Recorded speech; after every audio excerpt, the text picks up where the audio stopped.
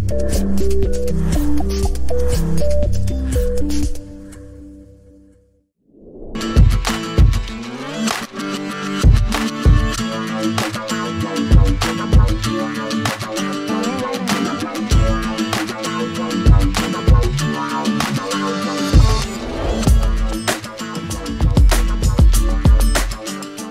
मुळात ना हा ह्याला स्मार्ट म्हणतात, पण हा एवढा स्मार्ट नसतो, हा इडियट असतो.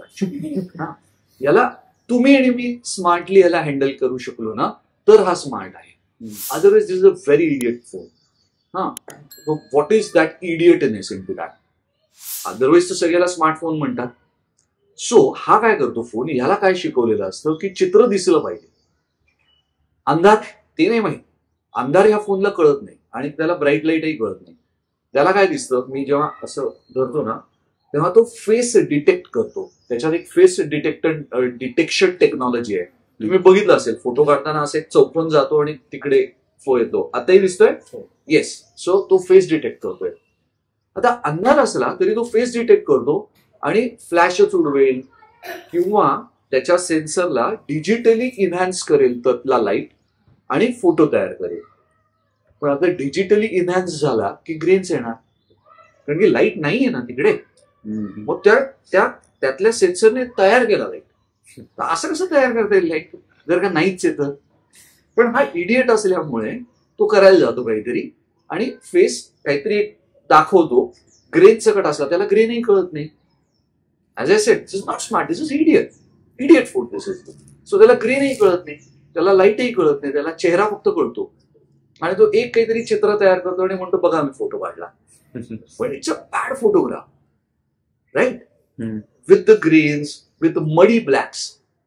ज्याच्यात तो ब्लॅक नाहीच आहे, तो ग्रे आहे, right? So it's a muddy grey, it's not black, full of grains. It's not a good photograph. Everybody calls it a smartphone, right? So आपण त्याला स्मार्ट करूया. मग मी काय करायचो, माझ्याकडे ते चायना लॅम्प्स होते. चायना लॅम्प्स म्हणजे त्याच्या कागदाचे मोठाले गोल असतात बघा, त्याच्या आत आपण बल्ब लावतो, राईट? आपण खूपदा बघितले असेल.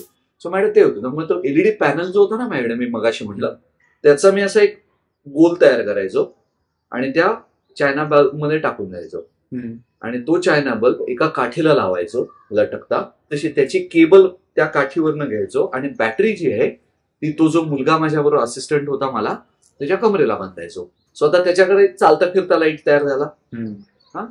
मग 2 ऑप्शन्स असतात. मी मगाशी म्हटलं की पेगिंग द एक्सपोजर. आता समजा मी तुला अंधारात बसवलं पूर्ण, आणि इथे तो लाईट ठेवला, तर एक आहे ह्या इकडं असलेल्या लाईटचा उजेड माझ्या चेहऱ्यावरती येईल, नो डाऊट. सो चेहऱ्याला लाइटिंग झालं, हा एक पर्याय. दुसरा, आता माझ्याकडे +20चा एक स्केल मिळाली मला. मी तुम्हाला मगाशी जे स्केल दाखवलं, so this is bright light, +20 मिळाली. इकडे माझ्याकडे काही लाईट नाहीये, सो इथे कुठेतरी अंधार होणार आहे. सो मॅडम -20 पण मिळाला, सॉरी -10. हे +10 झालं, हे -10 झालं, अशी 20ची स्केल आहे ना. सो इथे कुठेतरी -10 पण आहे, right? Now you try and peg the exposure. जर मी काय कॉस्ट्युम्स घातले असेल, त्या लाईट वरती, माझ्या कॉस्ट्युम वरती इथे कुठेतरी ब्राईट लाईट मिळतोय किंवा एका पद्धतीचा लाईट मिळतोय जो मे बी अराउंड 0च्या आसपास मला पेग करता आला. तर हा 10 वरती ब्राईट होऊन जाईल आणि कॅमेऱ्याला कळेल की हा जर का 10 आहे, +10 आहे, तर -10 हा आहे, हे कळेल कॅमेऱ्याला, कारण की त्याला मी 0 कुठे ते दाखवलं. बरोबर झालं का? त्याने +10 दाखवला, -10 दाखवला, त्याला ह्याची गरज वाटली नाही की कुठेतरी ग्रे तयार करून त्याच्या जो सेन्सर आहे त्यांनी आर्टिफिशियल लाईट बूस्ट करावा. त्याला असं वाटलं आहे की भरपूर लाईट आहे, इथे 10 दिसतोय, इथे 0 दिसतोय आणि मधले सगळे लाईट्स आहेत. सो त्याला आता आपण स्मार्ट बनवला. तो अजूनही इडियटच आहे, कारण की आपण त्याला खोटं सांगितलं की हा 10 आहे, हा 0 आहे, पण त्याला पटलं, आपलं काम झालं. So if you are smarter than the smartphone, then it's a very much a big possibility की तुम्ही त्याला मॅनिप्युलेट करू शकता.